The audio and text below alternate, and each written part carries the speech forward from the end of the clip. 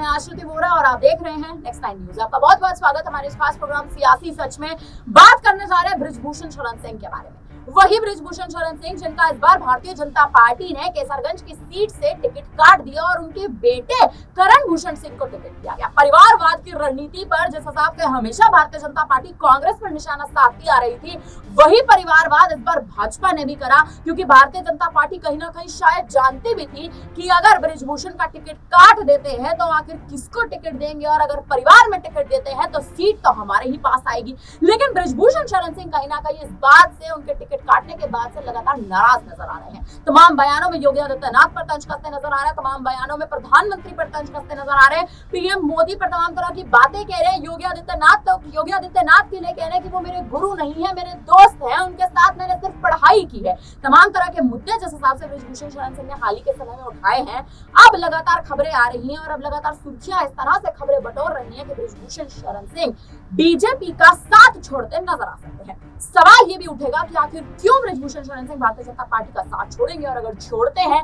तो अखिलेश यादव के दरवाजे क्या बृजभूषण शरण सिंह के लिए खुलते नजर आएंगे। क्योंकि आपको बता दें कि सूत्रों के हवाले से खबरें लगातार यही कह रही हैं कि बृजभूषण शरण सिंह की नाराजगी अखिलेश यादव के लिए बड़ा फायदा कहीं ना कहीं बन सकती है, क्योंकि बृजभूषण का नाम उत्तर प्रदेश की राजनीति में चहकता नाम है, और अगर वो नाम सपा में शामिल होता है तो अखिलेश यादव के लिए कहीं ना कहीं एक तरह से उनके लिए बड़े फायदे की कहीं ना कहीं बात होगी, और बड़े चेहरे के रूप में बृजभूषण शरण सिंह सपा में शामिल होते नजर आएंगे। इसी मुद्दे पर बात करेंगे, हमारे साथ तनुज मौजूद है। तनुज, क्या लगता है बृजभूषण शरण सिंह का बीजेपी छोड़ना, अखिलेश यादव की ओर जाना, और उपचुनाव में अगर अखिलेश उन्हें किसी बेहतर सीट से, किसी ऐसी सीट से चुनावी मैदान में उतारते हैं तो क्या बृजभूषण शरण सिंह चुनाव लड़ते नजर आएंगे? क्या लगता है? देखिए, बिल्कुल यहाँ पर जिस तरह से आपने जिक्र करा भारतीय जनता पार्टी से नाराजगी का बृजभूषण शरण सिंह का, आपने देखा होगा केसरगंज सीट से बृजभूषण शरण सिंह का टिकट काटा गया। उनके बेटे को भले टिकट दिया गया, लेकिन टिकट देने के बावजूद भी बृजभूषण शरण सिंह को भारतीय जनता पार्टी से दूर रखा गया। जी।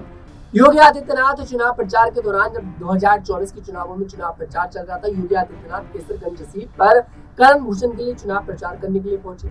लेकिन आश्रुति जी, यहाँ देखने को क्या मिलता है, बृजभूषण शरण सिंह जो भारतीय जनता पार्टी के उस समय पर मौजूदा सांसद थे, हालांकि देखिए अब तो पूर्व सांसद हो चुके हैं, 2019 में भारी बहुमत के साथ जीत दर्ज करी थी, वो बृजभूषण सिंह, और जो कि करण भूषण शरण सिंह के पिता भी हैं। जब योगी आदित्यनाथ स्टेज पर पहुंचते हैं तो बृजभूषण शरण सिंह नजर नहीं आते हैं, मतलब कि बृजभूषण शरण सिंह को उस स्टेज पर, उस मंच पर जगह तक नहीं दी जाती जी। तो क्या वो बृजभूषण शरण सिंह भारतीय जनता पार्टी से खुश होंगे? हालांकि बृजभूषण शरण सिंह के ऊपर देखिए गंभीर आरोप लगे हैं। मैं ये नहीं कहूंगा कि भारतीय जनता पार्टी ने बृजभूषण शरण सिंह के साथ गलत किया। भारतीय जनता पार्टी का जो रुख था वो बिल्कुल ठीक था, और कहीं ना कहीं भारतीय जनता पार्टी अब बृजभूषण से दरकिनारी करती नजर आ रही है। लेकिन ये बात भी भारतीय जनता पार्टी को पता है कि केसरगंज सीट पर अगर एक चेहरे का दबदबा है, जो कहा करता था कि दबदबा है, दबदबा था और दबदबा रहेगा, वो चेहरा है बृजभूषण शरण सिंह। शायद यही कारण है कि बृजभूषण शरण सिंह से दरकिनारी भारतीय जनता पार्टी नहीं कर पाई, और बृजभूषण शरण सिंह के बेटे करण भूषण को चुनावी मैदान में उतार दिया जाता है। अब चर्चा ये है, जैसे आपने जिक्र करा, सूत्र बता रहे हैं कि भाई अखिलेश यादव के साथ बृजभूषण शरण सिंह कहीं ना कहीं जा सकते हैं जी। और पहली बार ऐसा नहीं होगा कि बृजभूषण शरण सिंह समाजवादी पार्टी में जाएंगे। एक समय था जब बीएसपी के नेता हुआ करते थे, उसके बाद समाजवादी पार्टी के नेता हुए, आज भारतीय जनता पार्टी के नेता हैं, और कहीं ना कहीं अखिलेश यादव ने जो दोस्ती है बृजभूषण शरण सिंह के साथ वो कायम रखी। लेकिन तनु सवाल ये उठता है, आप देखिए लोकसभा चुनाव के दौरान फिर अखिलेश यादव की वो दोस्ती क्यों नहीं दिखी? लेकिन यहाँ पर महिला पहलवानों का भी तो मुद्दा चल रहा जी था। बिल्कुल आपकी बात सही है, दोस्ती कहाँ थी, लेकिन दोस्ती थी। शायद यही कारण था कि अखिलेश यादव ने कभी भी बृजभूषण शरण सिंह को यहाँ पर नहीं घेरा। चाहते तो मुद्दा बड़ा था, बृजभूषण शरण सिंह को घेर लेते, क्योंकि ये वाली बात अखिलेश यादव को बेहद अच्छे तरीके से पता है कि बृजभूषण का साथ होना बेहद जरूरी है उत्तर प्रदेश में।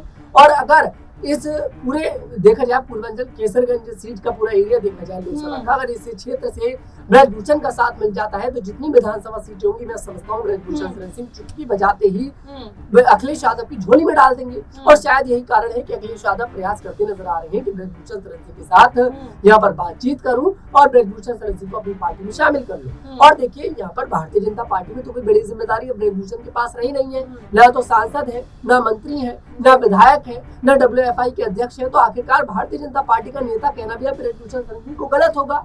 अब बृजभूषण शरण सिंह भारतीय जनता पार्टी के एक नॉर्मल से कार्यकर्ता बन चुके हैं। और मैं समझता हूँ ब्रजभूषण शरण सिंह जैसे व्यक्ति के लिए ये बात बिल्कुल नकारा होगी कि भाई मैं इतना बड़ा नेता जिसने कई बार ये सीट भारतीय जनता पार्टी की झोली में डाली और आज उस पार्टी ने मुझे अलग कर दिया, दरकिनार कर दिया, तो मुझे ऐसा लगता है कि ब्रजभूषण शरण सिंह को अगर ऑफर मिलता है, मौका मिलता है, तो ब्रजभूषण शरण सिंह समाजवादी पार्टी का रुख अपना नजर आ सकता है। लेकिन क्या आपको ये नहीं लगता, देखिए ब्रजभूषण शरण सिंह अगर देखिए सपा में जाते हुए, चलिए ठीक है, एक राजनेता के तौर पर देखिए जिसका राजनीतिक करियर कहीं ना कहीं इस वक्त एक देखे तो एक ऐसे पॉज पर आ रखा है कि उस राजनीतिक करियर को आगे बढ़ाने के लिए मुझे लगता है ब्रजभूषण शरण सिंह अगर दल बदलेंगे भी तो चलिए ठीक है, लेकिन आपको ये नहीं लगता कि दल बदलने के पीछे जो कारण है वो कारण उनके बेटे हो सकते हैं? क्योंकि करण भूषण सिंह आप देखिए भले ही भारतीय जनता पार्टी के टिकट पर सांसद बन चुके हो, लेकिन आप देखिए जब से वो सांसद बने हैं उसके बाद ना तो उनका कोई बयान सामने आ रहा है, ना तो आप देखिए वो शपथ लेते नजर आए हैं। तो तमाम तरह के मुद्दे देखिए उनके बेटे पर भी उठाए जा रहे हैं। जिस हिसाब से देखिए उनके काफिले ने 4 बच्चों को रौंदा था, उसके बाद ब्रजभूषण शरण सिंह खुद अपने बेटे का कहीं ना कहीं आप देखिए पक्ष लेते नजर आए थे। तो क्या ये पॉलिटिकल प्रेशर है बीजेपी आला कमान की ओर से कि कहीं ना कहीं करण भूषण सिंह का आने वाले समय में टिकट कट सकता है? तो परिवार जो है वो कहीं ना कहीं रणनीति बना रहा है कि सपा में शामिल हो जाए और सपा के टिकट पर उपचुनाव लड़ने। क्या लगता है? देखिए कहीं ना कहीं मुझे ऐसा लगता है कि ब्रजभूषण शरण सिंह को ये बात बेहद अच्छे तरीके से समझ आ चुकी है कि अब भारतीय जनता पार्टी में ब्रजभूषण शरण सिंह के परिवार का कोई अस्तित्व बचता हुआ नजर नहीं आया है। भले यहाँ पर केसरगंज सीट से करण भूषण को चुनावी मैदान में तो बीजेपी पार्टी की तरफ से उतार दिया गया है, लेकिन यहाँ पर ये बात समझनी जरूरी है कि यहाँ पर करण भूषण शरण सिंह के जो करण भूषण है वो ना तो शपथ ग्रहण समारोह में शामिल होते हैं मोदी जी के, ना ही उनको मंत्री पद में जगह दी जाती है। तो आखिरकार मैं समझता हूँ एक मौजूद नॉर्मल से सांसद के रूप में उनको बस गद्दी पर बिठा दिया गया है। वो भी कारण बस यही है कि भाई यहाँ से वोट ना कटे, सिर्फ वोट ना कटने की वजह से भारतीय जनता पार्टी ने करण भूषण को चुनावी मैदान में उतारा। लेकिन हाँ ये बात क्लियर है कि कहीं ना कहीं अब ब्रजभूषण शरण सिंह और भारतीय जनता पार्टी के जो रिश्ते हैं वो कहीं ना कहीं आशुति कमजोर दिखाई दे रहे हैं।